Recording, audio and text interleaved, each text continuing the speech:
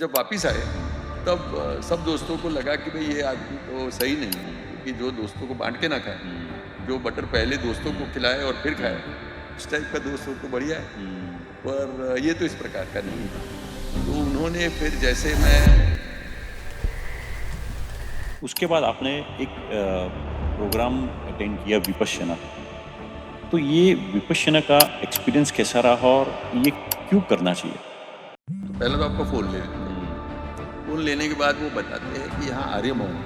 अच्छा। तो आर्य मौन वो मौन है जिसमें न सिर्फ आप बोलते नहीं हैं, पर आप किसी से निगाहें नहीं मिलाते हो, आप किसी के साथ नॉन वर्बल कम्युनिकेशन नहीं करते हो, आप कुछ पढ़ते नहीं हैं, आप कुछ लिख नहीं सकते। तो in a way you are in solitary confinement, आप सिर्फ अपने साथ हैं। स्पिरिचुअलिटी इन एजुकेशन, एजुकेशन में स्पिरिचुअलिटी होनी चाहिए। ये क्या है और क्यों होनी चाहिए? तो मैं समझ रहा हूँ कि जो हमारे बच्चे हैं, उन्हें भी हम एजुकेशन दे रहे हैं तो पावर दे, उनको शक्तिशाली बना रहे हैं। तो शक्तिशाली बनाने से पहले क्या बनाना है उनको? उनको स्पिरिचुअल बनाना है। हमारे स्कूल में एक मॉरल साइंस करके सब्जेक्ट होता है, ज़ेवियर्स में। मुझे पता नहीं आज भी है कि नहीं। पर वो मैं समझ रहा हूँ कि मॉरल साइंस या आपकी स्पिरिचुअलिटी आपको सिखाने का वक़्त वो है, जब वो इंसान कहीं पावर, एजुकेशन या पैसा कमाने वाला है। उसके पहले उसको जो बना दोगे, वो फिर वो 100 गुना हो जाएगा। इंदौर के हमारे एक म्युनिसिपल कमिश्नर जिसने इंदौर की शक्ल बदल दी और इंदौर को क्लीनली सिटी बनाया और वहाँ एक ऐसी चीज़ कर दी जो पूरे इंडिया में कहीं नहीं हुई है, और वो आज नहीं हुए तो भी एक चीज़ें कंटिन्यू हो रही है। तो एक सरफिरा अफसर चला गया, उसने जो करना था कर दिया, पर उसके बाद उसने आईआईटी, आईआईएम को जोड़ा उसने। और अब जो भी नया मेयर, कमिश्नर, कलेक्टर आता है, उसके लिए एक लीडरशिप प्रोग्राम है, where he owns it up. तो अब इंदौर को मुझे स्वच्छ रखना है। Hello everyone. हमारा बचपन हमारे भविष्य की नींव है। कभी-कभी हमारा बचपन मुश्किलों से गुजरता है, लेकिन ऐसे वक्त पे अगर हम हमारा ध्यान भटकने ना दे, तो फ्यूचर के लिए बेहतर होता है। हम सबको पैसे कमाने हैं और पैसे कमाना ज़रूरी भी है, लेकिन पैसे कमाने के साथ जीवन में एक बैलेंस होना भी बहुत ज़रूरी है। सिर्फ ज्ञान हासिल करना ज़रूरी नहीं है, लेकिन ज्ञान को सही तरीके से बाँटा जाए, तो एक अच्छे समाज की रचना की जा सकती है। मैं ये सब इसलिए कह रहा हूँ कि आज के जो हमारे एक गेस्ट हैं, उनका जीवन संघर्षमय रहा, लेकिन जीवन में अपनी एक जगह बनाई और एक ठहराव हासिल किया। ये जो गेस्ट है, वो है श्री नयन भाई परीख। नयन भाई एक जाने-माने बिजनेसमैन है। उनकी कंपनी इंफ्रास्ट्रक्चर प्रोजेक्ट्स, फाइनेंस और स्ट्रेटेजिक मैनेजमेंट में कंसल्टेंसी और एडवाइजरी का काम करती है। बचपन में पढ़ाई में मन नहीं लग रहा था, लेकिन कुछ ऐसा हुआ कि पढ़ाई में मन लगा और आईआईएम जैसे इंस्टीट्यूट से मैनेजमेंट में मास्टर्स किया। प्रोफेशनल लाइफ की शुरुआत नौकरी से की, लेकिन जीवन में कुछ हासिल करने की चाह ने उन्हें एंटरप्रेन्योर बना दिया। Bhopal smart city, Indore smart city जैसे स्टेट लेवल प्रोजेक्ट्स में अपना योगदान दिया। मध्य प्रदेश और छत्तीसगढ़ जैसे राज्य में जाके रोड इंफ्रास्ट्रक्चर, वाटर इंफ्रास्ट्रक्चर जैसे प्रोजेक्ट में अपना मार्गदर्शन दिया। भारत की बाहर की यूनिवर्सिटीज में जाके स्टूडेंट्स और प्रोफेशनल को लीडरशिप, टीम वर्क और टीम बिल्डिंग जैसे विषयों पे ट्रेनिंग दी। बड़े ही अच्छे स्पीकर है, मैनेजमेंट और स्पिरिचुअलिटी पे स्पीचेस देते हैं। मैनेजमेंट सब्जेक्ट में जाने माने प्रिंट मीडिया में वो आर्टिकल लिखते हैं। नयन भाई ने मैनेजमेंट, सक्सेस और लाइफ के बारे में 5 अलग-अलग किताबें लिखी है। तो आइए एक स्पिरिचुअल एंटरप्रेन्योर से उनके जीवन के बारे में बात करते हैं।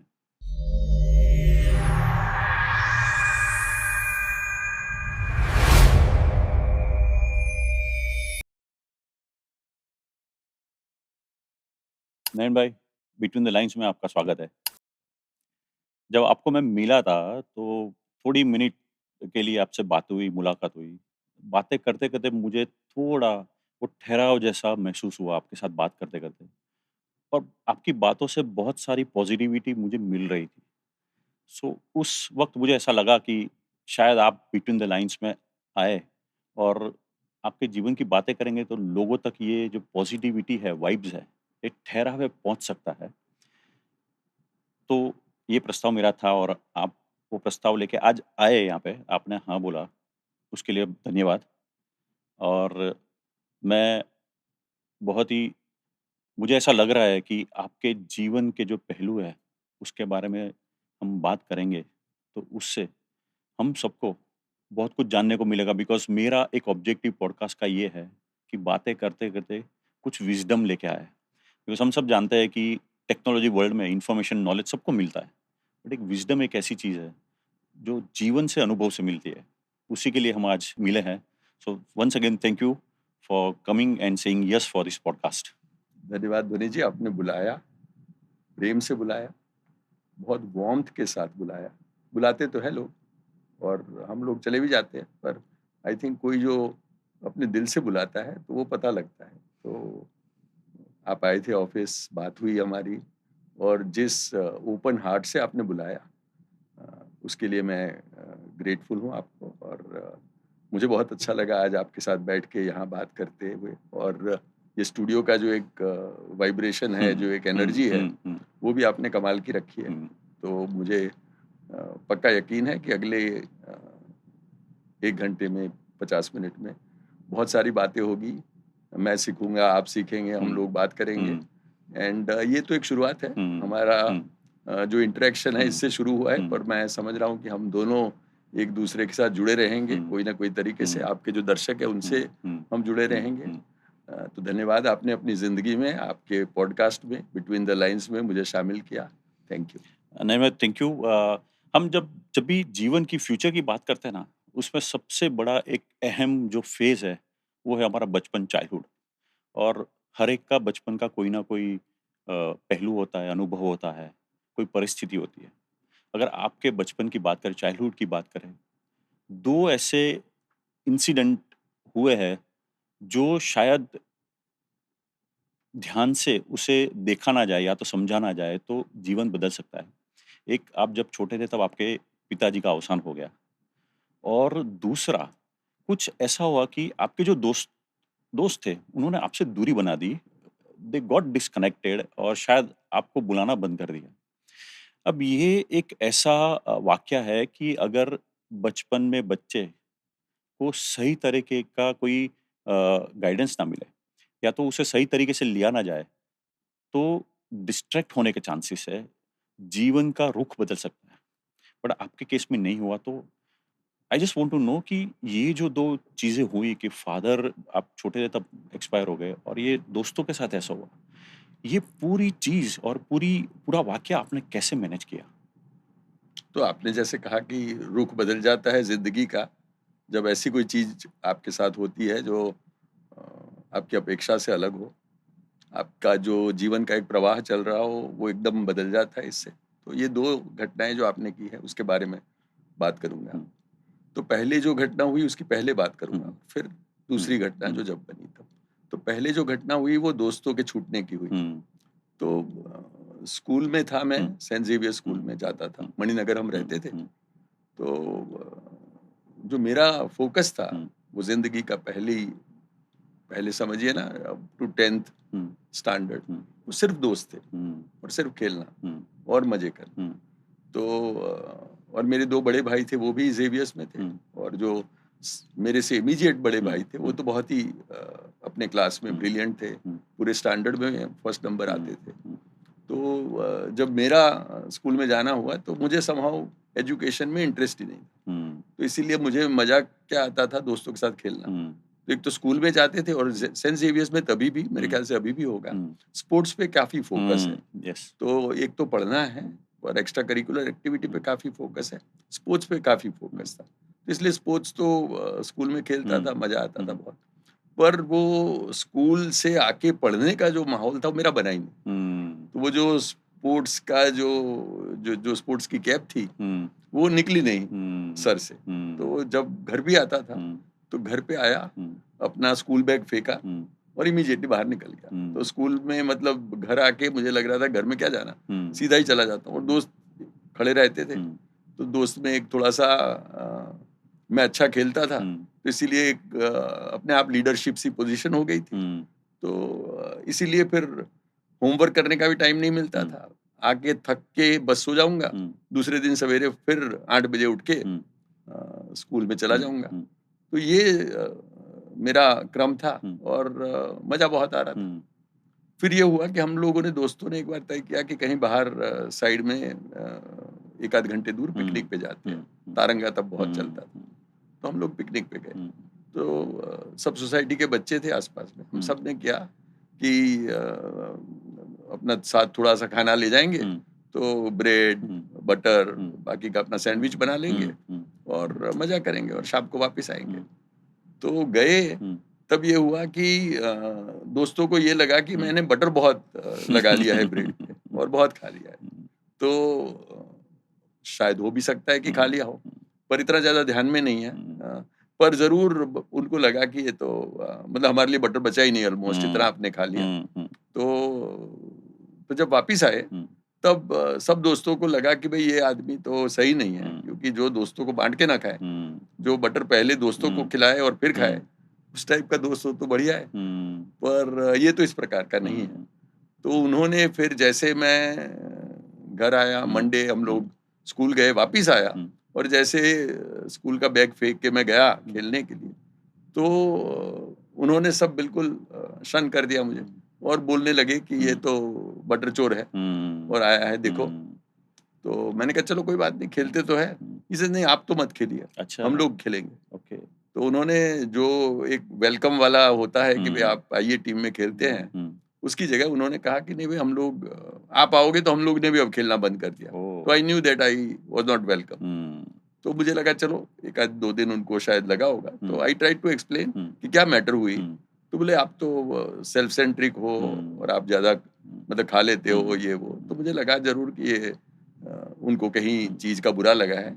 तो मैंने भी कहा कि भाई कोई बात नहीं, आपको कहीं लगा है तो मैं, हम लोग बटर लाके दूसरी बार मैं लाके हम लोग कुछ कर लेंगे। पर उन्होंने कहा नहीं नहीं, वो कोई बात नहीं। तो फिर दूसरे दिन हुआ, दूसरे दिन फिर आया, मुझे लगा 1-2 दिन चलेगा, तो दूसरे दिन फिर यही बात हुई। तो ऐसे 3-4-5 दिन मैंने कोशिश की और पांचों दिन मैंने जो अपने ज्यादा करीब थे उसको भी बात करने की कोशिश की। पहले उसको जाके मिला, तो वो बोले ये तो अब लोगों का मन बन गया है कि आपका जो एटीट्यूड है वो थोड़ा अलग है और जो आपने किया वो तो हम लोगों को नहीं मजा आ रहा है। तो फिर हफ्ते कोशिश करने के बाद मुझे भी लगा कि अब ये नहीं जमेगा मामला। तो फिर क्या करता, और तो कुछ चीज थी नहीं, खेलता था, स्कूल जाता था। तो यहाँ आके यदि कुछ भी करने को नहीं, तो फिर घर में बैठना शुरू किया। घर में बैठना शुरू किया तो घर में तो एजुकेशन का पूरा माहौल था। तो फादर उस टाइम में सिडनहम में ग्रेजुएट थे, वहाँ के जो वेस्टर्न इंडिया की तब भी और अभी भी एक अच्छी स्कूल मानी जाती है। यहाँ इंडियन एक्सप्रेस में वो मैनेजर थे। तो बड़ा भाई जो था वो डॉक्टर बनने की तैयारी कर रहा था, पर बहुत ही ब्रिलियंट था, तो वो भी अपने स्टैंडर्ड में पहला आता था।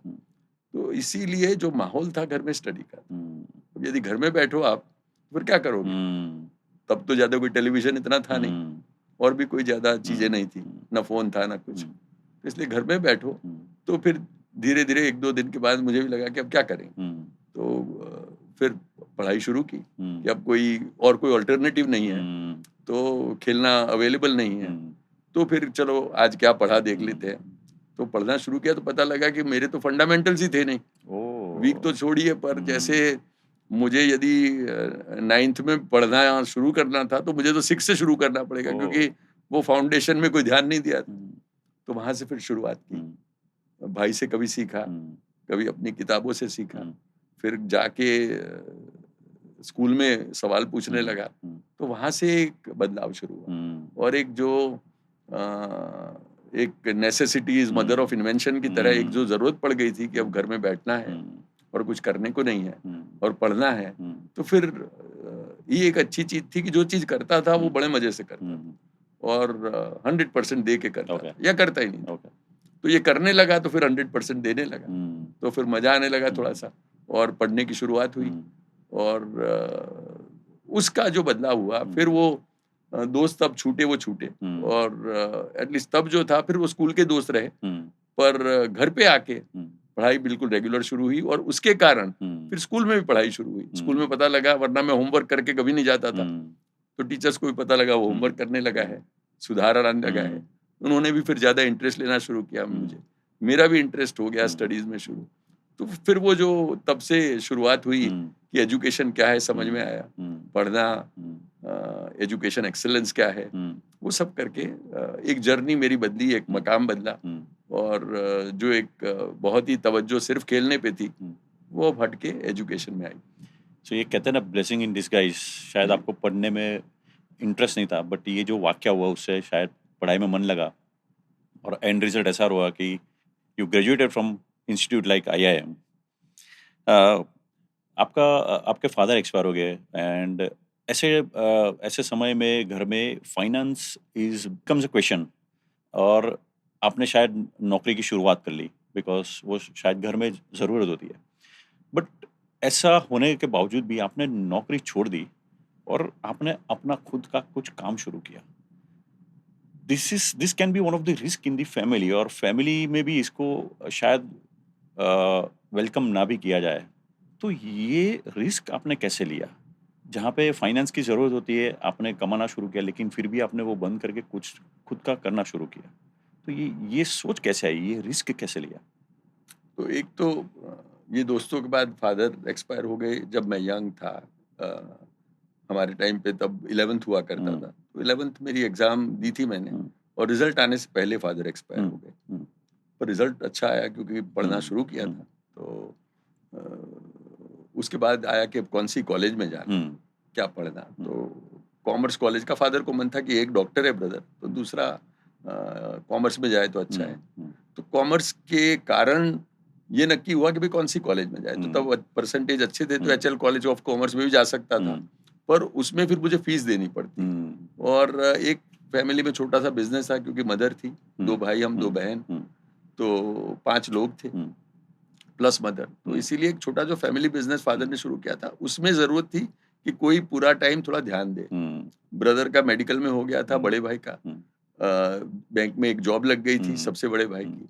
तो इसीलिए एक जो फैमिली बिज़नेस में करने के लिए बचा मैं था। हुँ, तो एक ऐसी कॉलेज ढूँढी हुँ, जिसमें मुझे एक तो स्कॉलरशिप मिले हुँ, ताकि पैसे ना भरने हुँ, पड़े और मैं पूरे दिन के लिए फ्री हूँ। हुँ, तो फ्री रहूँगा तो हुँ, फैमिली बिज़नेस में हुँ, थोड़ा-सा अपना ध्यान दे हुँ, पाऊँगा, काम कर पाऊँगा मदर के साथ। हुँ, तो वो करके शुरुआत हुई। हुँ, और फिर कॉमर्स में पढ़ते-पढ़ते साथ में किसी ने बताया कि आपको अपना फ्यूचर सिक्योर करना है, हुँ, आपको ज़िंदगी बनानी है, हुँ, तो आप आईआईएम अहमदाबाद के लिए कोशिश करो। हुँ, हुँ, साथ में ये भी कहा हुँ, कि तुम्हारे लिए बड़ा मुश्किल है, हुँ, क्योंकि तुम तो स्कूल में गुजराती मीडियम में थे, हुँ, कॉमर्स पढ़े हुए हुँ, हो, वहाँ तो 90% आईआईटी के ग्रेजुएट आते हुँ, हैं और इंग्लिश बड़े फर्राटे से बोलते हैं। हुँ, बोले आपकी तो अंग्रेजी भी थोड़ी-सी इतनी हुँ, पावरफुल नहीं है, तो आपको मैथ्स और इंग्लिश दोनों में तकलीफ होगी। हुँ, तो जो कॉमर्स के 4 साल थे मेरे, हुँ, तब मैंने कॉमर्स के पढ़ने के साथ हुँ, अपना एक जीमेट करके हुँ, मैनेजमेंट हुँ, एडमिशन टेस्ट जो कैट आता है हुँ, आईआईएम अहमदाबाद हुँ, का,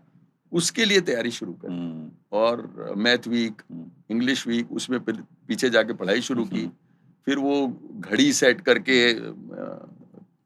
लिखूँगा मैं हुँ, और लिखता था वो और फिर पता लगता था अब तो उसमें स्पीड भी चाहिए, हुँ, एक्यूरेसी भी चाहिए। हुँ, तो यदि स्पीड आए, एक्यूरेसी ना हुँ, आए, एक्यूरेसी आए, स्पीड ना हुँ, आए, वो करते अपने आप को सँभालते-सँभालते बिल्डअप करते हुए हुँ, एक जो चीज़ बनी कि फाइनल ईयर में था कॉमर्स में, हुँ, तब मैंने दिसंबर में आईआईएम की एग्ज़ाम दे दी। हुँ, और क्योंकि आईआईएम अहमदाबाद तो एक स्वप्न हुँ, के रूप था, तो हुँ, इसीलिए बाकी के 5-10 जगह पे किया था, हुँ, साउथ गुजरात हुँ, यूनिवर्सिटी ये वो। पर आईआईएम अहमदाबाद में पहले अटेम्प्ट में वो एग्ज़ाम क्लियर हो गया ओके, और उन्होंने इंटरव्यू में बुला लिया हुँ, और आईआईएम बैंगलोर, कोलकाता तब 3 थे हुँ, और बाकी की जगह पे बुला लिया। और इंटरव्यू में भी तैयारी वगैरह मैंने इतनी की थी ग्रुप डिस्कशन हुँ, इंटरव्यू में, कि पहले ही एफर्ट में हुँ, आईआईएम अहमदाबाद का लेटर आ गया कि हुँ, आपका एडमिशन हो गया है। हुँ, और मैं अहमदाबाद का अकेला लड़का हुँ, जिसको एक एडमिशन मिला था। वैसे ही कॉमर्स के बहुत 5-10 लोग होते थे, बाकी के तो आईआईटी ग्रेजुएट्स होते थे, इंजीनियर्स होते थे। तो वहाँ जाके आईआईएम अहमदाबाद का एडमिशन हुआ। फिर तो वहाँ जाना शुरू किया, पर फैमिली में तभी भी फाइनेंशियल चीज़ें बड़ी मुश्किल थी। हुँ, तो मुझे पता है कि आईआईएम अहमदाबाद में एक एक्स्ट्रा कर्ड की यदि आप लेते थे हुँ, होल, तो उसका कहीं 25 पैसा तब लगता था। हुँ, तो हमेशा वो लगता था यहाँ कि हुँ, यार मैं कर तो लूँगा, पर कैसे हुँ, इसका मतलब काम हुँ, कैसे बनेगा और बजट के बाहर चले हुँ, जाएँगे। और इसीलिए कभी ये सोचते थे कि साइकिल लेके चले जाएँ, हुँ, क्योंकि बस में भी अपना कोई ना कोई फेयर देना पड़ेगा, हुँ, जबकि साइकिल में एटलीस्ट कुछ कॉस्ट नहीं लगेगी। हुँ, तो वो सब जद्दोजहद जो थी हुँ, पैसे के लिए, हुँ, उसमें एक समझ में आया कि एटलीस्ट ये जद्दोजहद से निकलना बहुत ज़रूरी है। IIM अहमदाबाद पढ़ा हुआ था तो वो नक्की था कि एटलीस्ट ये तकलीफ़ें नहीं आएगी। एक जॉब प्रॉपर मिल गई।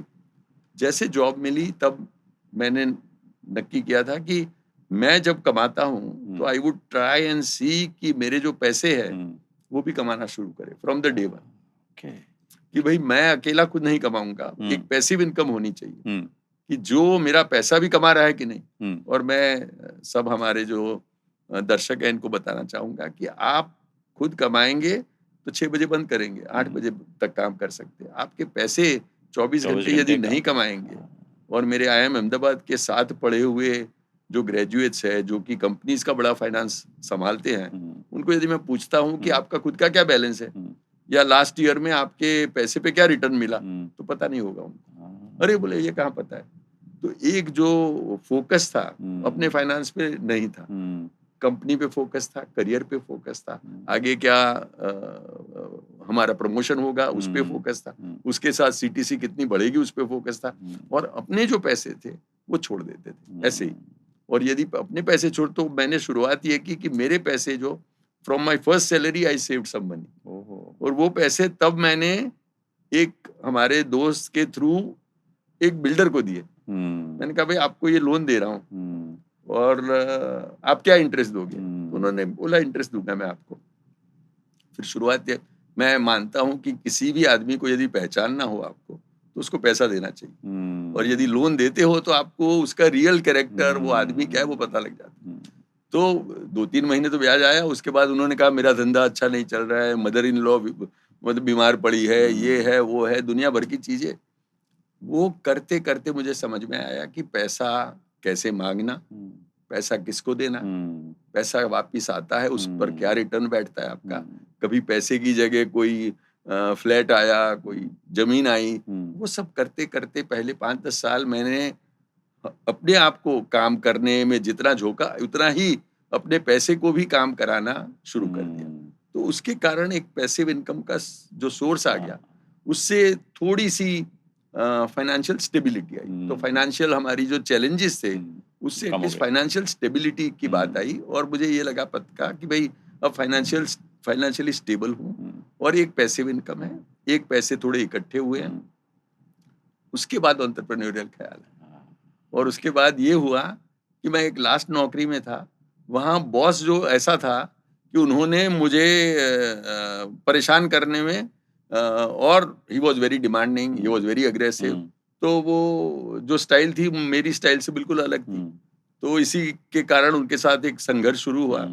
तो वो जो लास्ट मेरी काम करने की जो एक सिचुएशन थी वो ऐसी थी जिन्होंने मुझे धकेला कि भाई आप अपने टाइम के मालिक रहो, आप क्या करना है उसके आप मालिक रहो। और एक आप एंटरप्रेन्योरशिप में यदि जाएंगे तभी आप अपना नक्की कर पाएंगे आपको क्या काम करना है, कितना करना है, कब बंद करना है, आपके टाइम के आप मालिक हो। आप नक्की करोगे मुझे 6:30 के बाद खेलना है तो आप खेल पाओगे, वरना यदि आप एक नौकरी में हो तो हमेशा एक ये लिमिटेशन रहेगा। तो इसीलिए वो सोच के और फिर एक जो बल था, आपने कहा कि वो फाइनेंशियल तकलीफें होने के बाद आपने कैसे वो निर्णय लिया। तो जब मैं बैठा और वाइफ के साथ बात की कि भाई अब सिचुएशन ये है कि एक नौकरी में मुश्किल आ रही है, मेरी स्टाइल अलग है, बॉस की एक्सपेक्टेशन अलग है, तो क्या करें। एंटरप्रेन्योरशिप मुझे लग रहा है कंसल्टेंसी करूंगा तो चलेगा, क्योंकि ऐसे ही मैं सलाह देता हूँ लोगों को, मुझे मजा आता है, उनको भी कोई रिजल्ट मिलता है, तो ये कर लूं। एंड यदि कोई नहीं चला, मैंने कहा 1-2 साल के पैसे मैंने बचा के रखे हमारे पास जो है, उससे 1-2 साल चल जाएगा, कुछ नहीं भी आया तो।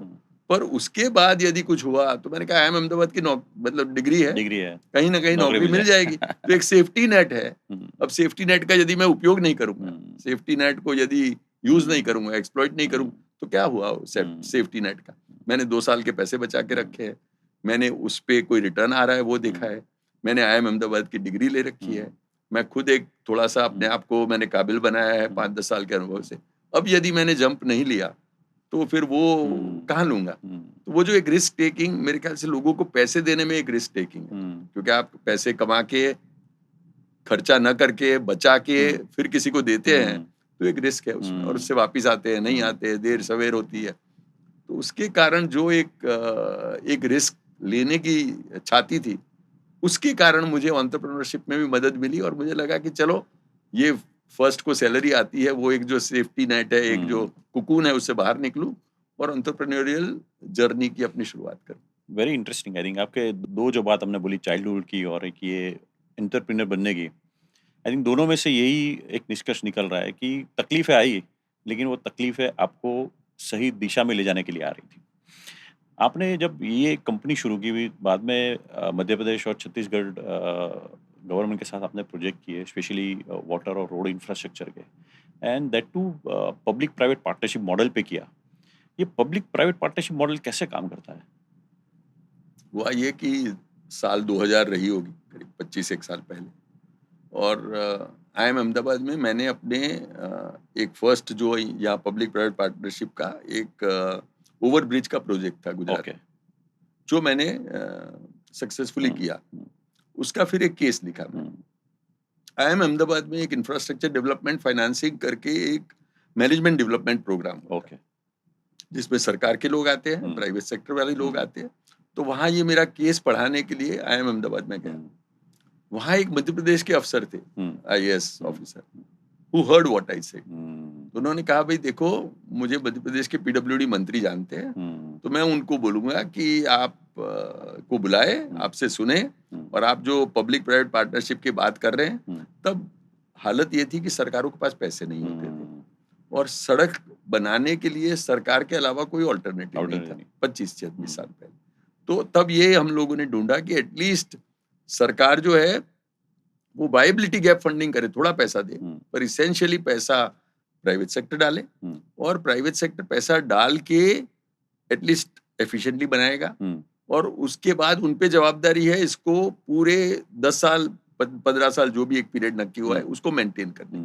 तो इसीलिए यदि उन्हीं को मेंटेन करना है तो वो शुरू में ही पैसे बचा के घटिया सड़क नहीं बनाएंगे जो दूसरे दिन टूट जाएगी या पहले मानसून में टूट जाएगी। तो इसीलिए वो ठीक बनाएंगे सड़कें, और उस पे जो है वो फिर टोल कलेक्ट करेंगे, और टोल कलेक्ट करने के बाद जो भी अपना बैंक का रिपेमेंट करेंगे पैसा। और हम लोगों ने प्रोविजन रखा था कि यदि रफनेस इंडेक्स सड़क की जो होती है, उखड़ पाखड़ सड़क हो गई, तो रफनेस इंडेक्स यदि 3000 mm पर किलोमीटर से बढ़ गई, वो एक मेजर था कि आप 1 किलोमीटर चलाते हैं तो कितनी बार आप ऊपर नीचे होते हैं, that is the roughness index. तो उसके ऊपर चली गई तो उसका टोल कलेक्शन राइट सस्पेंड हो जाता था। ओके। और फिर वो ठीक कर लेगा सरफेस, तो फिर अगेन उसका टोल कलेक्शन राइट शुरू होगा। तो टोल कलेक्शन किसको जाता है, गवर्नमेंट को जाता है? टोल कलेक्शन जो प्राइवेट सेक्टर डेवलपर अपना पैसा डाल के करता है उसको जाता है, पूरा उसको जाता है। पूरा उसको जाता है। लेकिन हम देखे काफ़ी कुछ सालों में गवर्नमेंट ने रोड इंफ्रास्ट्रक्चर पे काफ़ी अच्छे काम किया, specially highway road infrastructure. But एक चीज़ अगर हम ऑब्जर्व करें तो सिटीज़ के जो रोड होता है, स्पेशली इंटरनल रोड होते हैं, रोड अच्छे बनते हैं लेकिन एक बारिश के बाद टूट जाता है।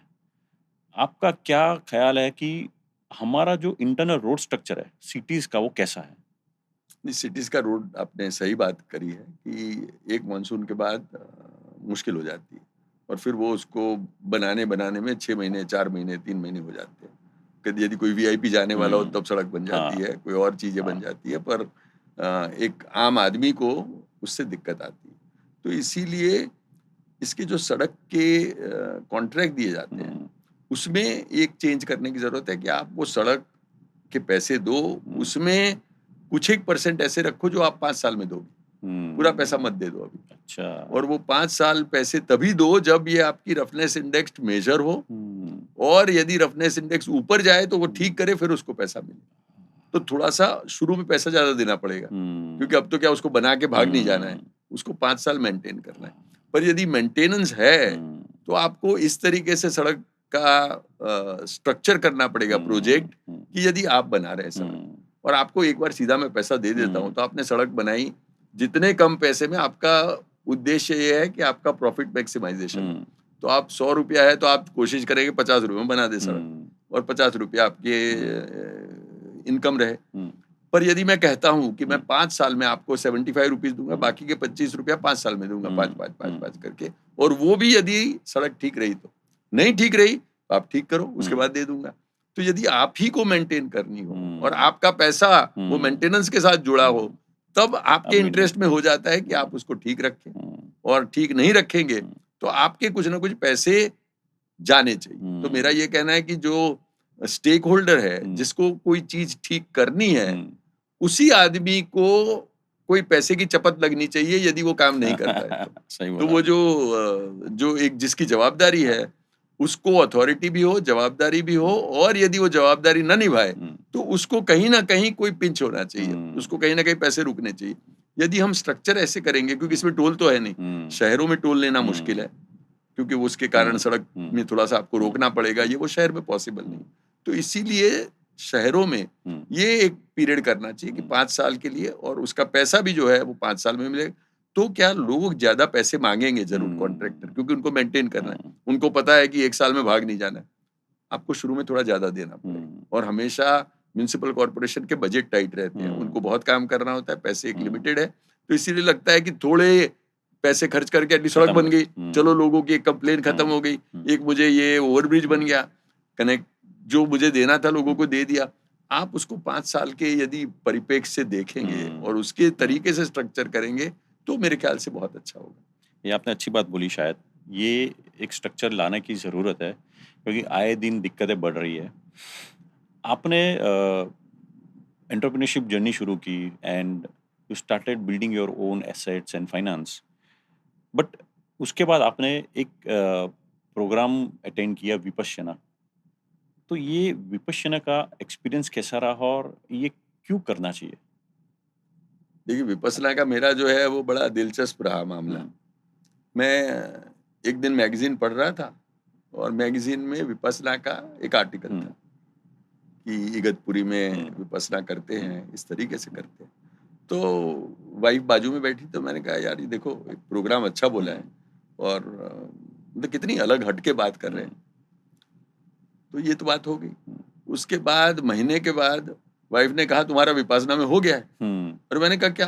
हुँ। शी सेड आपने बोला था ना उस दिन अच्छा है, तो मैंने डाल दिया आपका तो। और वो आपके जो ये 16 तारीख से 10 दिन को आपको जाना है, हुँ, और वहाँ का इगतपुरी का सब आपका, वरना कन्फर्मेशन नहीं मिलता है, हुँ, 2-3 महीने लगते हैं, पर इस हुँ, बारी आपको मिल गया है। हुँ, तो अरे मैंने कहा पर आपको पूछना चाहिए मुझे। हुँ, नहीं, नहीं बोले तुम्ही ने बोला था कि हुँ, अच्छा है, तो मैंने हुँ, कर दिया। अब यदि विपश्यना का फिर जा गया मैं, हुँ, तो एक तो पहुँच गया, ये तो हुआ, वाइफ़ का भी धक्का लगा, मिल भी गया हुँ, था। मुझे तब अपील भी किया था, हुँ, पर मुझे तभी भी पता लगा था कि मुश्किल है, पर इतना ज़्यादा मैंने स्टडी नहीं किया, हुँ, पहुँच गया वहाँ। पहुँचा तो पहले दिन 2006 में मैंने किया होगा, हुँ, तो पहले तो आपका फ़ोन ले लेते हैं। हुँ, फ़ोन लेने के बाद वो बताते हैं कि यहाँ आर्य मौन है।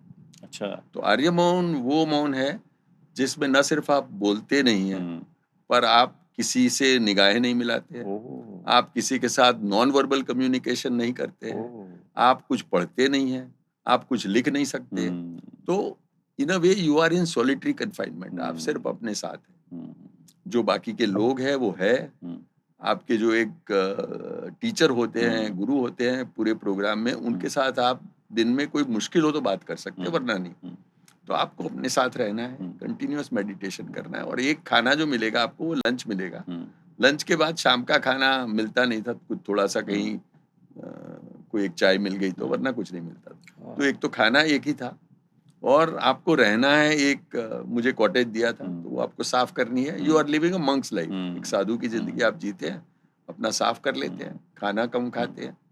सवेरे पहला मेडिटेशन होता है, वो कहीं 4:30 बजे होता है, तब हुँ, 4 बजे आपको उठा देते हैं वो हुँ, टिन, टिन, टिन, टिन करके। हुँ, तो ये हालात में पहले ही दिन मुझे पता लग गया कि ये मेरे लिए नहीं है। अरे! हुँ, बड़ा मुश्किल है। हुँ, मैंने कहा एक तो बोलना नहीं, हुँ, एक तो लिखना नहीं, हुँ, पढ़ना नहीं, हुँ, कुछ भी नहीं, किसी से बात नहीं कर सकते, हुँ, देख नहीं सकते, और मुझे लगा कि रात को मेरा खाने बगैर तो चलता ही नहीं था। हुँ, तो यदि लंच किया और कुछ नहीं, तो मुझे ये मन में ख़्याल था कि मुझे भूखे पेट नींद नहीं आती। ओह! तो मुझे लगा, तो मैंने उनको बोला यार मुझे तो नींद नहीं आएगी। हुँ, बोले कोई बात नहीं। हुँ, तो पहले दिन 9:30 सो गया, 10, साढ़े 10, हुँ, 11, हुँ, साढ़े 11, हुँ, 12 नींद ना आए, क्योंकि हुँ, पेट में भूख लग रही है। हुँ, 12:30, हुँ, 1, डेढ़, हुँ, 2, ढाई बजे तक नींद नहीं आई पहले दिन। फिर तो 1-2 घंटे के बाद तो मेडिटेशन शुरू करना था। दूसरे दिन फिर यही हालत है कि आपको पूरे दिन बोलना नहीं और शाम को खाना नहीं। तीसरे दिन और तकलीफ, तो मैंने टीचर को तीसरे दिन बोला, मैंने कहा आप मुझे माफ करिए, मुझे तो यहाँ रहना नहीं है, क्योंकि मेरी जिंदगी बराबर जा रही थी। मैंने कहा ये तो वाइफ ने फंसा दिया, वरना मुझे तो ये कोई करने की जरूरत ही नहीं थी, बड़ा बढ़िया चल रहा है मेरा, अब फंस गया हूँ।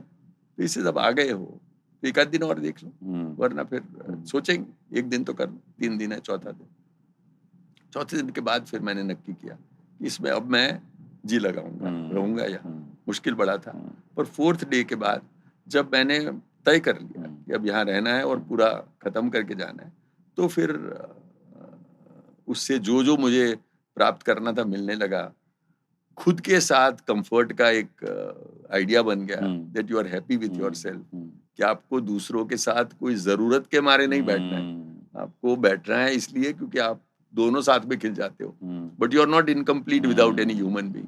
तो ये जो सॉलिटरी कन्फाइनमेंट है उसमें मैं रहा हूँ। मेडिटेशन तो एक था, पर अपने साथ का जो कंफर्ट था मेरा वो बहुत बढ़ गया। तो आज मैं बिना फोन के, बिना कोई एंटरटेनमेंट में अपने साथ जो मेडिटेशन में बैठ सकता हूँ और उसका जो मजा आता है मुझे, तो आई थिंक वो अपने आप की पहचान अपने साथ हो गई और अपनी दोस्ती अपने साथ हो गई।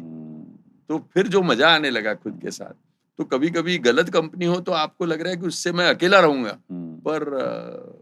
पर ये चीज मेरे से नहीं सहन होगी। तो वो जो है कि एक अपने आप के साथ बहुत ही ज्यादा कंफर्ट और मजा है, वो मैंने विपस्सना से सीखा। I think you're talking about introspection, talking to self, and I always believe that our journey is from introspection to transformation. तो क्या विपश्यना के बाद आपके जीवन में कोई बदलाव आया? विपस्सना के बाद खुद के साथ मजा आने से शुरू हो गया। दूसरा मेडिटेशन का मजा आने लगा, पर मेरा मेडिटेशन जो है वो फिर विपस्सना के मेडिटेशन से थोड़ा अलग हो गया। विपस्सना बहुत ही स्ट्रेट जैकेटेड, बहुत ही स्ट्रिक्ट, बहुत ही रूल्स के साथ चलने वाली बात है, ये कर सकते हैं, ये नहीं कर सकते, और वो बहुत ही सख्त तरीके से वो लोग इम्प्लीमेंट करते हैं। तो मेरा जो मेडिटेशन है अभी वो मजे का मेडिटेशन है, पर हर रोज थोड़े दिन मैं थोड़े टाइम अपने साथ बैठता हूँ। मॉर्निंग में हुआ तो 15-20 मिनट, जितना कभी आधा घंटा, depending on when I wake up. मेरा सोने का टाइम नक्की है कि 9:30 को आसपास सो जाता हूँ, पर उठने का टाइम वो है जब शरीर को पूरी स्लीप मिल जाए, शरीर फ्रेश हो जाए। तो कभी आज जैसे 4:30 को उठा था, कभी कोई 5:30 भी हो सकते हैं, कभी 5 हो सकते हैं। तो जब भी शरीर पूरा रेस्ट ले ले तब फिर उठूंगा, तो तब एक मेडिटेशन थोड़ी देर अपने साथ बैठता हूँ।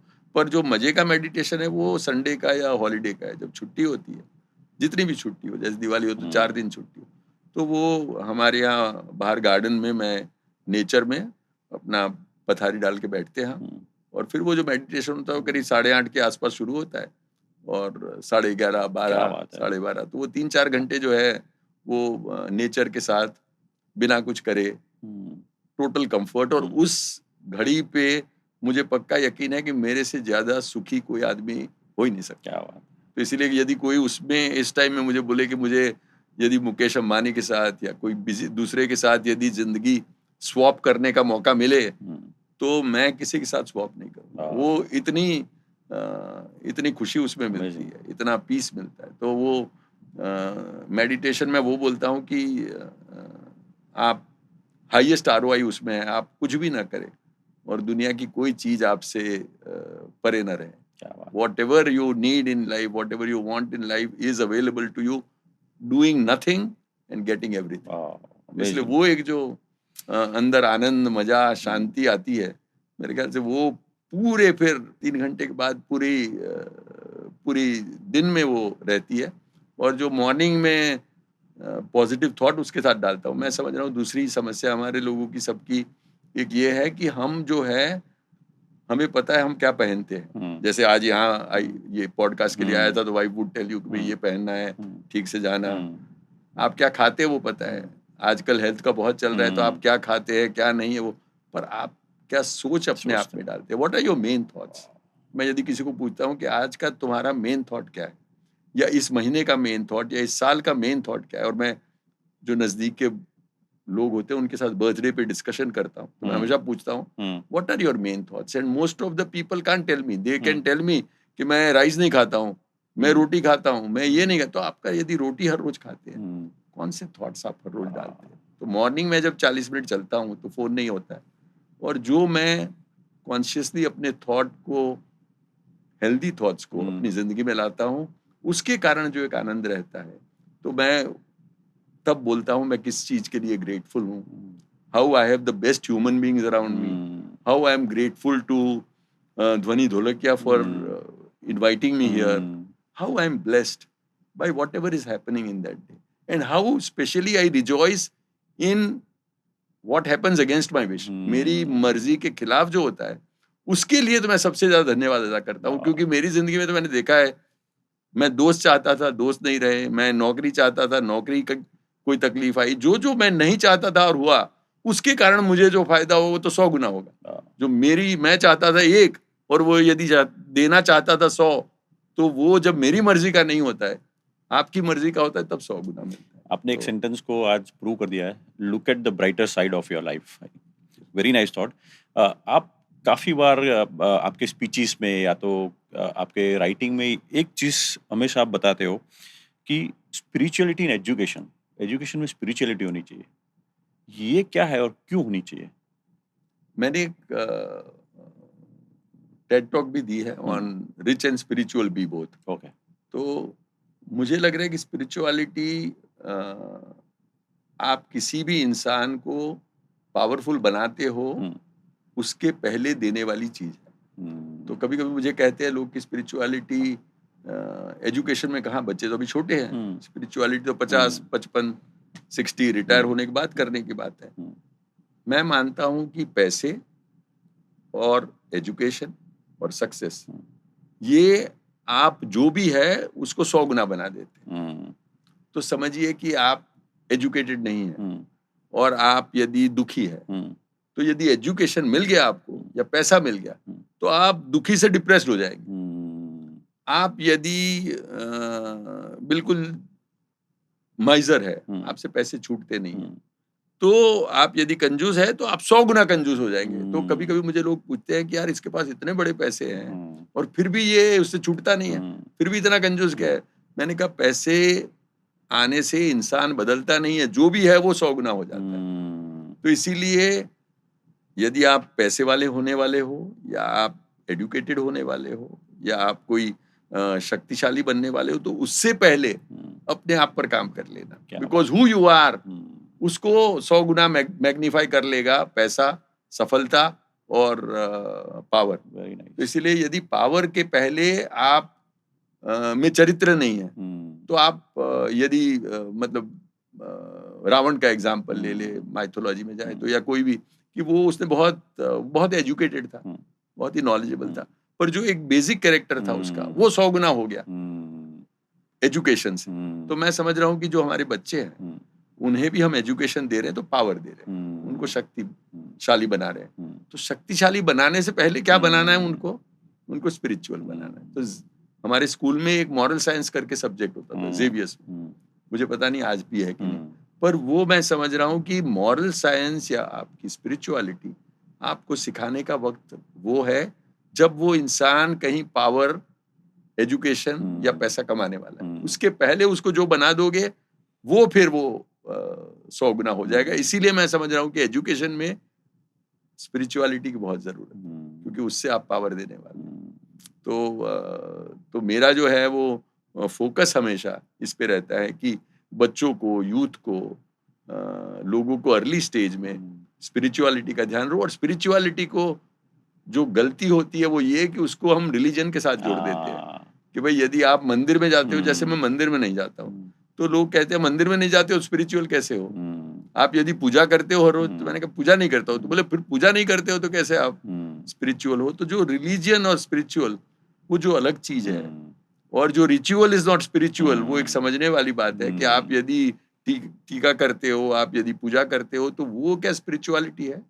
Spirituality is, I think, being peaceful, blissful, grateful and loving without any external trigger. आपके बाहर बराबर हो रहा है और आप पीसफुल हो तो अलग बात है, पर बाहर यदि कैओटिक सिचुएशन है तभी भी आप पीसफुल हो। यदि कोई आपके साथ कुछ ऐसा कर रहा है जो आपको पसंद नहीं है और फिर भी आपका आनंद डिस्टर्ब नहीं कर सकता, वो वो मैं समझ रहा हूँ कि स्पिरिचुअलिटी है और उसकी जरूरत है। Beautiful thought. आई थिंक आप बात कर रहे हो कि जब बच्चा पढ़ता है तो उसको अच्छा इंसान कैसे बनाया जाए। आई थिंक उस पे आपने बात की, बहुत अच्छी बात कही है आपने। करीबन कुछ 5-6 किताबें लिखी, उसमें एक किताब जो गुजराती में लिखी उसका टाइटल है सफलता थी संपूर्णता। So from success to completeness, what is success for you? Success for me is when I get what I want. हम्म सबके लिए हम लोग सक्सेस तो इस तरीके से डिफाइन करते हैं हम्म कि जो भी मुझे चाहिए हम्म वो मिल जाए तो मैं सफल हूँ। हम्म तो यदि जैसे मुझे IIM अहमदाबाद में एडमिशन लेना हम्म था तो मिल गया तो सफल हो गया। हम्म उसके बाद मुझे 100 करोड़ कमाना था तो मैं 100 करोड़ हम्म कमा लिया तो मैं सफल हो गया। हम्म मुझे एक हेल्दी बॉडी चाहिए हम्म और मैं हेल्दी हूँ हम्म तो सफल हो गया। हम्म तो सफलता समय समय पे बदलती रहती है, पर सफलता वो है जो आप चाहते हैं और मिल जाए। बट तो तो क्या जी, उससे ये कंप्लीटनेस का एहसास होता है? ये कंप्लीटनेस जो है, success from success to completion completeness, तो ये कैसे अचीव होता है? तो इसीलिए मैं कह रहा हूँ कि एक तो सफलता है। हम्म सफलता आपको एक समाज में मकाम देती हम्म है, आपके मन में एक मकाम देती है, हम्म आपको विश्वास देती है कि हम्म आप जो चाहते हैं हम्म वो कर पाते हैं। हम्म उसके लिए जो भी चाहिए हम्म डेडिकेशन आप में है, हम्म आपको जो एक निर्धार चाहिए हम्म वो आप में है। आप में वो जो उसके लिए जो हम्म करना पड़े वो श्रम करने की आप में ताकत है। हम्म तो एक सफलता उसके लिए ज़रूरी है। पर सफलता को यदि आप ये मान लेते कि सफलता होने से आप हम्म आनंद मिल जाएगा, हम्म हम्म आप शांत हो हम्म जाएँगे, आप लविंग हो हम्म जाएँगे, आप ग्रैटिट्यूड से भर जाएँगे, हम्म तो वो नहीं है। हम्म कहीं सफल लोग जो है, वो सफलता की चोटी पे बैठ के भी डिप्रेस रहते हैं। हमारे पास कपिल शर्मा का,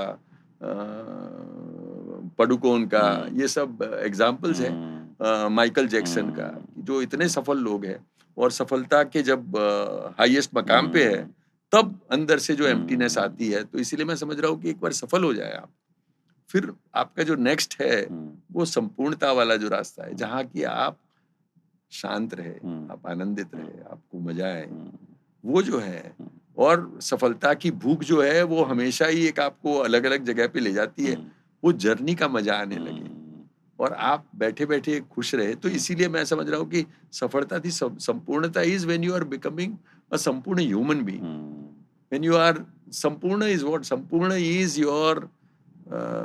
your becoming best version of yourself. हम्म आप क्या एक सबसे बढ़िया इंसान बन सकते हैं हम्म वो है। हम्म तो वो सफलता में तो एक पहलू आ गया कि आप सफल है, आपने गाड़ी बड़ी ले ली, आप घर अच्छा ले रहे हैं। पर आपका जो भी एक हाईएस्ट पोटेंशियल है hmm of being a great human hmm being, are you the best version of hmm yourself? And ये आपको पता है। अब दुनिया को कुछ भी बोले, पर जब हम्म आप देखते हैं मिरर में तो आपको पता है कि ये इंसान वो है जो आप चाहते थे वो बने। हम्म और ये जो है, वो यात्रा आपको करनी है सफलता से संपूर्णता की, by becoming who you are. मैंने हम्म देखा है कई सफल लोग चिड़चिड़े होते हैं, हम्म कंजूस होते हैं, हम्म कहीं डिप्रेस्ड होते हैं, हम्म कहीं दुखी हम्म होते हैं, किसी को फिक्र करने की हम्म आदत होती है, हम्म हेल्थ वाइज ठीक नहीं है, रिलेशनशिप हम्म में दे आर लैकिंग। हम्म तो ये जो है वो जिंदगी सिर्फ पैसा या सफलता नहीं है। जिंदगी साथ में संबंध भी है, हम्म प्रेम भी है, हम्म वो सब, आपका एक शरीर स्वस्थ रहे हम्म वो भी है। हम्म ये सब जो पहलू है, हम्म उस पे आप काम कर रहे हैं। हम्म और वो पहलू हर एक में आप बेस्ट वर्जन अपने आप की हम्म है या नहीं। हम्म वो नहीं है तो वो जो यात्रा शुरू होती है, वो सफलता से संपूर्णता की यात्रा है। और उस पे मैं समझ रहा हूँ कि हम सब को एक जर्नी करनी है तय। और उसकी बात मैं करता हूँ अपनी किताब में, अपने आर्टिकल्स में। आपने बड़ी अच्छी जर्नी की बात बोली। जर्नी कैसे ट्रैवल करनी चाहिए उसका आपने उदाहरण दिया। Finance is your core subject, और जैसे आपने बोला कि जब आपने नौकरी शुरू की तब से ही आपने फाइनेंस को कैसे बढ़ाया जाए, कैसे उसको काम पे लगाया जाए, वो बातें आपने की। तो फाइनेंस मैनेज कैसे किया जाए? सपोज कोई स्टूडेंट है या तो कोई यंग प्रोफेशनल है जिसने अभी प्रोफेशनल जर्नी शुरू की है, तो क्या कहना चाहोगे फाइनेंस कैसे मैनेज किया जाए?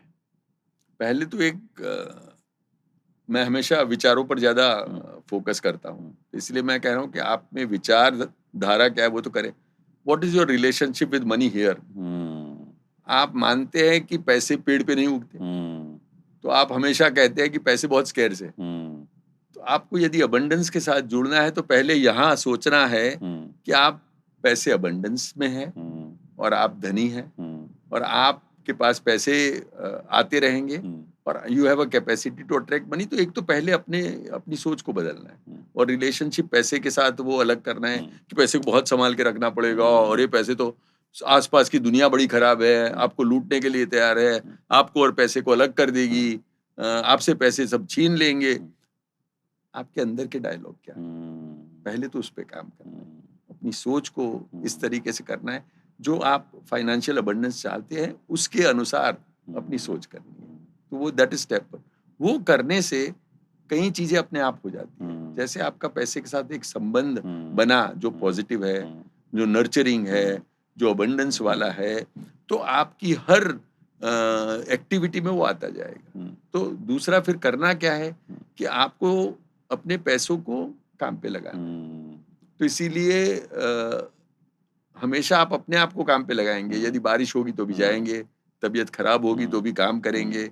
तो पैसे को भी काम करा रहे हैं और पैसे को काम तब करा रहे हैं आप जब उसको ठीक से इन्वेस्ट करें। तो इसीलिए एक फाइनेंशियल लिटरेसी हो आपकी, आपको समझ में आए कि डेट क्या है, इक्विटी क्या है, इकोनॉमी क्या है, ग्रोथ क्या है, IRR क्या है, एक बेसिक तौर पे कि हर कभी जैसे बोलता है कोई 3 साल में डबल हो गया पैसा, पर तो उसका क्या रिटर्न हुआ, पर ईयर का रिटर्न बोलो ना, IRR क्या हुआ। तो एटलीस्ट एक फाइनेंशियल थोड़ी बेसिक लैंग्वेज सीखे आप कि भाई कोई बोल रहा है कि नहीं आपको मैं इतना करके पैसा दे दूंगा, आप सोचे कि यदि ये सिर्फ बातें कर रहा है या आपको कोई प्रमाण मिल रहा है कि ऐसा होगा, तो वो financial literacy is one. I think हर किसी को जिसके पास 2 पैसे है फाइनेंस समझ लेना जरूरी है। तो एक बेसिक। तीसरा, पैसे को काम पे लगाने के लिए पहले तो आपको पैसा इकट्ठा थोड़ा करना पड़ेगा। तो आप यदि जो राइवलरी है उसमें आप यदि स्पेंडिंग करते हैं और आपको यदि लग रहा है कि जो आदमी ज्यादा पैसा स्पेंड कर रहा है वो ज्यादा धनी है, ऐसा नहीं है, तो वहां बदलना पड़ेगा। यदि कोई मर्सिडीज चला रहा है तो मेरे पास जो भी पैसे मांगने आते हैं उसमें से सब मर्सिडीज या पोर्शे के बगैर आते नहीं। तो जो बड़ी गाड़ियां चलाते हैं उसका तो यही मतलब है कि वो उसकी EMI ज्यादा होगी। जरूरी नहीं हर एक के केस में होगी, पर हम जो लाइफस्टाइल को धनी होने के साथ जोड़ देते हैं वो नहीं है। हर कोई अपना शो दिखाता है और अपने आप को एक रिच मैन की तरह प्रोजेक्ट करना चाहता है। जो रियल रिच मैन है उसको वो करने की जरूरत नहीं। तो आप वही करें जिससे आपको आनंद मिलता है, वो दिखाने के लिए ना करें। और किसी ने ले लिया तो आपको आईफोन लेने के लिए मजबूर होना पड़े वो मत करिए। आपको आईफोन अच्छा लगता है जरूर लीजिए, पर क्योंकि आपके पड़ोसी ने लिया है आप ले रहे हैं। तो वो पैसे का दूसरा प्रिंसिपल ये है कि आपको पैसे किसी को ज्यादा दिखाने की जरूरत नहीं है। एंड जो रिच है वो लोगों को नजर नहीं आते क्योंकि वो बैंक बैलेंस आप किसी को दिखा नहीं सकते। आप क्या दिखाएंगे? आपके पास गाड़ी क्या है, आप कैसे कपड़े पहनते हैं, आप कैसे ट्रैवल करते हैं, कैसे घर में रहते हैं, उससे लोग अनुमान करते हैं आपके पास क्या पैसे हैं। तो उस चीज को छोड़ आप आपको जो अच्छा लग रहा है वो करिए। पैसे से आपको जो आनंद मिल रहा है, आपकी जो एक्टिविटी करनी है आपको, पैसा एक बड़ा पावरफुल साधन है। उससे आप जिंदगी में जो करना चाहते हैं वो करें, पर उसके साथ अपनी net worth is not your self worth, है ना। आपका जो पैसा है वो आपकी वर्थ नहीं, आपकी वर्थ आप खुद है, वो समझिए। तो ये जो पैसे के साथ आप करते जाएंगे, और यदि पैसे को पावर ऑफ कंपाउंडिंग समझ लें, यदि आपने एक पैसा रख दिया और यदि 30 साल के लिए रख दिया तो वो यदि 10-10% से भी ग्रो कर रहा है तो वो बहुत बड़ी रकम बन जाएगी एट द एंड ऑफ। तो पावर ऑफ कंपाउंडिंग कि आप कुछ एक पैसे जो इकट्ठे करें उसको ग्रो करने दीजिए, और कंपाउंडिंग से जो आपको उसका लाभ मिलेगा लास्ट 5-10 ईयर्स में वो अनइमेजिनेबल है। एक जैसे वो चेस बोर्ड में आप 1 राइस लेके फिर वो 64 में रखे तो 64th पे तो वो राइस होगा कि जो आप इतने गोदामों में न रख पाए। तो इसीलिए वो जो कंपाउंडिंग समझे, बाकी की फाइनेंस चीज समझे, पैसे के साथ अपने आप को जोड़े और एक अबंडेंस का एहसास रहे। बस ये आई थिंक घर को आप मतलब समझे कि ये लायबिलिटी है, जो प्राइमरी रेसिडेंस उसको आप एसेट नहीं समझे तो एसेट लायबिलिटी का बेसिक एक आपको समझ में आ जाए। वो फाइनेंशियल लिटरेसी के साथ आई थिंक अबंडेंस को अट्रैक्ट करे। तो आई वुड विश कि आपके जो हर दर्शक है वो पैसे वाले बने, धनी बने, ऐश्वर्य वाले बने। आपने अच्छी फाइनेंशियल डिसिप्लिन की बात करी। आपके स्पीचेस और स्पीच में या तो काफ़ी टाइम ट्रेनिंग में और आपके राइटिंग में आप लीडरशिप की बातें बहुत करते हैं। लीडरशिप क्या है? लीडर कौन है? जो भी आदमी अपने आप को लीडर समझता है वो लीडर है। हुँ, तो लीडर वो है जो, एक मैं समझ रहा हूँ कि 3-4 जो इंग्रेडिएंट है। हुँ, एक है, leader always needs to have a vision. हुँ, तो विजन क्या है? हुँ, जैसे ध्वनि जी को एक विजन है कि मैं अपना बिटवीन द लाइन्स का एक पॉडकास्ट करने हुँ, वाला हूँ हुँ, सीरीज। उसमें मुझे नयन परीख जैसे लोग दिखते हैं हुँ, और उनको मैं ले आता हूँ। हुँ, तो आपकी लीडरशिप है। हुँ, यदि मुझे दिख रहा है कि मेरा बेटा इंजीनियर बन सकता है, जब उसको खुद को भी वो कॉन्फिडेंस नहीं है, हुँ, एहसास नहीं है, हुँ, तो वो लीडरशिप है। हुँ, लीडरशिप में मुझे लग रहा है कि एक मध्य प्रदेश में 2000 किलोमीटर सड़कें बन सकती है, हुँ, जब सरकार के पास भी पैसे नहीं है और अभी बनाने की कोई हुँ, सिचुएशन नहीं है, तो एक लीडरशिप है। यदि इंदौर का एक अफ़सर जो सरफिरा है, वो सोच सकता है कि इंदौर को मैं स्वच्छ कर दूँगा और वहाँ जो है, वो कोई भी कचरा इधर-उधर नहीं गिरेगा हुँ, और जो उसकी एयर प्योरिटी बढ़ हुँ, जाएगी और उसमें कहीं भी कोई भी कचरा, पानी और ज़मीन में नहीं हुँ, गाड़ा जाएगा, वो लीडरशिप है। तो हाँ, आप लीडर वो है जब आप वो देख लेते हैं जो किसी और को नहीं दिखता है हुँ, और फिर दिखता है उनको, हुँ, पर आप पहले देखते हो। दूसरा, आपके पास वो विज़न के साथ स्ट्रैटेजी है। एक तो हुँ, आपको दिख रहा है, पर कैसे करना है? कैसे करना है? जैसे मेरे पास विज़न है कि अहमदाबाद में भी इंदौर में जो हमने किया है वो क्लीनलीनेस में ले आऊँ। स्ट्रैटेजी भी पता है कि कैसे किया, क्योंकि हुँ, हमने वहाँ किया हुआ है। तो हुँ, तीसरा है पर्सुएशन। हुँ, आज मैं यहाँ मुख्यमंत्री को बिल बोल के उनको यदि कन्विंस कर पाया हुँ, या म्युनिसिपल कमिश्नर को इसके बारे में एक्साइट कर पाया, तब हुँ, तो होगा। हुँ, तो एक तो विज़न, फिर कैसे करना, हुँ, स्ट्रैटेजी से आपको पता लगता है, ये जो आपके मन में है वो कैसे हो जाएगा। हुँ, और स्ट्रैटेजी के बाद पर्सुएशन। हुँ, पर्सुएशन इज़ कम्युनिकेशन। हुँ, तो आपने जैसे कर तो लिया कि भई मुझे नयन पारिक को लाना है और आप तो इतने बढ़िया गेस्ट को ले आए हुँ, हैं, फिर उनके साथ बात करना, हुँ, कोई तरीके से कम्युनिकेट हुँ, करना, उनको पर्सुएड करना। हुँ, जैसे मैं तो पर्सुएड हो गया, पर हुँ, आपको जैसे मुख्यमंत्री को लाना है हुँ, कल, तो और पर्सुएशन चाहिए। हुँ, आपको प्रधानमंत्री को लाना है, और हुँ, चाहिए। हुँ, आपको शाहरुख खान को लाना है, तो हुँ, और चाहिए। हुँ, तो मैं समझ रहा हूँ कि आपके जो भी विज़न है, हुँ, फिर स्ट्रैटेजी हुँ, कि शाहरुख खान के पास कौन उनके दोस्त है, जो हुँ, आपके भी दोस्त है, उनके थ्रू पहुँच हुँ, जाए और फिर उसके बाद उस पे लगा रहना। हुँ, वो कहते हैं कोशिश करने वालों की कभी कभी हार हार नहीं। नहीं होती। तो मैं सब दर्शकों को वो बात कहना चाहता हूँ कि उस पे लगे रहना, हुँ, वो एक बात है। हुँ, जो हरिवंश राय जी ने कहा हुँ, है कि असफलता एक चुनौती है, उसे स्वीकार करो, स्वीकार करो। क्या कमी रह गई देखो देखो और सुधारा करो, सुधार करो। जब तक न सफल हो नींद नींद चैन की को त्यागो त्यागो तुम, तुम, खेल संघर्ष का मैदान छोड़कर छोड़कर मत भागो तुम, कुछ किए बिना यूं ही जय जय जयकार जयकार नहीं नहीं होती। होती, कोशिश करने वालों की कभी हार नहीं होती। बड़ी अच्छी बात बोली है। कोई एक लीडर जिसको आप मानते हो? मैं समझ रहा हूँ कि इतने सारे लीडर हुँ, मैंने देखे हैं, जैसे आपके सबके लीडर होते हैं, जैसे mother was my leader um, because I think she taught me um, how to conserve money, she um, taught me how to face difficulty. Um, she lost her husband very young um, when my father died and she still kept 5 of us safe. वाह! तो I think वो हमारे जब IIM Ahmedabad में मैं कैसे admission लेने गया, हुँ, तो उसमें एक हमारे जो आईआईएम अहमदाबाद के ग्रेजुएट थे, उन्होंने इतनी मदद की, मुझे हैंड होल्ड किया, तो मैं इनको लीडर समझता हूँ क्योंकि उन्होंने मेरा हाथ पकड़ा और मुझे ले गए। इंदौर के हमारे एक म्युनिसिपल कमिश्नर जिसने इंदौर की शक्ल हुँ, बदल दी हुँ, और इंदौर को क्लीनली सिटी बनाया और वहाँ एक ऐसी चीज़ कर दी जो पूरे इंडिया में कहीं नहीं हुई है और वो आज नहीं हुए, तो भी एक चीज़ें कंटिन्यू हो हुँ, रही है। हुँ, तो एक सरफिरा अफ़सर चला गया, उसने जो करना था कर दिया, पर उसके बाद उसने आईआईटी, आईआईएम को जोड़ा उसमें और अब जो भी नया मेयर, कमिश्नर, कलेक्टर आता है, उसके लिए एक लीडरशिप प्रोग्राम है, where he owns it up. भई ओके। अब इंदौर को मुझे स्वच्छ रखना है हुँ, और अब मतलब एवरी इंदौरी फील्स कि भई हुँ, मैं इसको स्वच्छ रखना चाहता हूँ। I feel there are leaders all along and hmm, I am fortunate to have dealt with so many leaders वाह! And each of them makes me a better human being. Each very of them teaches me something कि ये है leadership, ये करना है। बड़ी अच्छी बात बोली लीडरशिप के बारे में आपने, जैसे आपकी माँ का एग्ज़ाम्पल दिया। हमारे घर में ही लीडर्स होते हैं। आखिरी बात, आपके अनुभव और जीवन से यंगर जनरेशन को क्या कहना चाहोगे?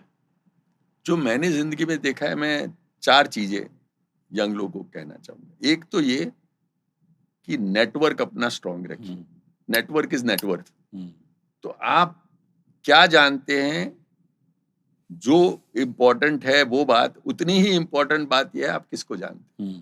तो आपका नेटवर्क स्ट्रांग रखिए, और नेटवर्क का ये मतलब नहीं कि आपने एक बार जान लिया, पर आपके मन में पूरी जिक्सॉ पजल है कि मैं ध्वनि जी को जानता हूँ और मैं रमेश भाई को जानता हूँ, तो इन दोनों को मिला के ये पिक्चर बनेगा मेरा। तो मैं जो भी दुनिया में कहते हैं कि डोनाल्ड ट्रंप हो या कोई भी हो, आप सेवंथ है चेन में आपके साथ, तो आपका चेन बनाइए स्ट्रॉन्ग। तो नेटवर्क पे बहुत ज्यादा काम किया। IIM अहमदाबाद में हम क्या पढ़े वो तो अलग बात है, पर उसके नेटवर्क इतना स्ट्रांग है कि आज हमारा जो एक बैचमेट है, वर्ल्ड बैंक का प्रेसिडेंट है, हमारे साथ पढ़ा हुआ, और बाकी के कहीं अच्छे मकाम पे है, उनके साथ आपका कैसे नेटवर्क है, that is one. Second is spirituality. ये मत समझिए स्पिरिचुअलिटी ओल्डर पीपल के लिए है। आज की तारीख में make your self spiritual, and वो जर्नी आज शुरू करिए। उसके लिए द अर्लियर द बेटर। दूसरा, बी योर सेल्फ। कोई भी किसी की नकल करने की जरूरत नहीं है। Anybody could be your role model, but be yourself. मतलब वो करिए आप क्या चाहते हैं। Leadership is first leading yourself. आपकी जिंदगी आपकी है। आप अपने पिताजी की जिंदगी मत जिए। यदि वो इंजीनियर बनाना चाहते थे इसलिए आप मत बनिए। आप वो हिम्मत रखिए to live your own life, because otherwise that life would be lost. आपको अपने आप को be yourself, that is very important. And T is team work. Team work is dream work. तो आपको लोगों के साथ जोड़िए। आपके साथ जो भी आप कर रहे हैं उसमें आपके साथ टीम जितनी स्ट्रांग है, आप यदि आज चीफ मिनिस्टर प्राइम मिनिस्टर नहीं है पर कल बन गए, तो आपके पास 10 वो लोग हैं जो आपके मंत्री है, आपके सलाहकार है। फाइनेंस आपको नहीं आता है जैसे मैंने बताया, पर आपके कोई फाइनेंशियल एडवाइजर है। स्पिरिचुअलिटी में आपके कोई गाइड है। बाकी की चीजें जैसे आपको हेल्दी बनना है, हेल्दी बनने में आपको कोई मदद रूप होगा, तो आपकी पूरी टीम जमाइए। तो ये 4 चीजें मैं समझ रहा हूँ आप यदि कर लेते हैं, तो that is what would make young people and new India the best India that we could have. I think आपने बड़ी अच्छी बातें बोली। नयन भाई, आपका नाम है नयन। नयन मतलब आंखें, बट आंखों के साथ हम और एक शब्द यूज करते हैं नज़र, जो आंखों का काम है नज़र। और नज़र से मैं बात करता हूँ नज़रिए की। और आपका जो नज़रिया जीवन के प्रति है, जिसको हम बोलते हैं पर्सपेक्टिव, काफ़ी अलग है, काफ़ी यूनिक है, काफ़ी पॉजिटिव है। तो मुझे ऐसा लग रहा है कि शायद जो आपका नाम है, वो नाम को आपने सार्थक कर दिया है। और आज आपने सही में ना कि आपके सब्जेक्ट की बात की, लेकिन आपने जीवन का एक अलग नज़रिया हमको दिया है। तो उसके लिए once again I am thankful to you for giving your time and giving lot of wisdom for life and how to live our life, how to develop our character. These are the crux of our interaction. So thank you so much for giving your time and all the wisdom to us. आपने मुझे बुलाया यहाँ, मैं खिल गया, मुझे मजा आ गया। Thank you so much. Thank you. That was Nayan by Parikh. जीवन का एक अलग पहलू बताया उन्होंने। पहली बात बोली, you are not incomplete without any human being, so be yourself. खुद से बातें करे, खुद के विचार बनाए, and have a discipline in your thought. Be spiritual. Spiritual का मतलब है खुद के साथ समय बिताए, अपने विचार को और अच्छे बनाए, और जीवन में सुख और शांति का एहसास होना जरूरी है। बात करते करते उन्होंने 2 वर्ड यूज किए, स्पीड एंड एक्यूरेसी। सो जो भी काम करते हैं उसके लिए speed and accuracy is very important. And he talked about on investment, financial discipline. So अगर आपके पास पैसा है तो पैसे को काम पे लगाए और अपना फ्यूचर बेहतर बनाए। So these are the learnings and takeaway from today's session. So once again, we are thankful to Nayan Bhai Parikh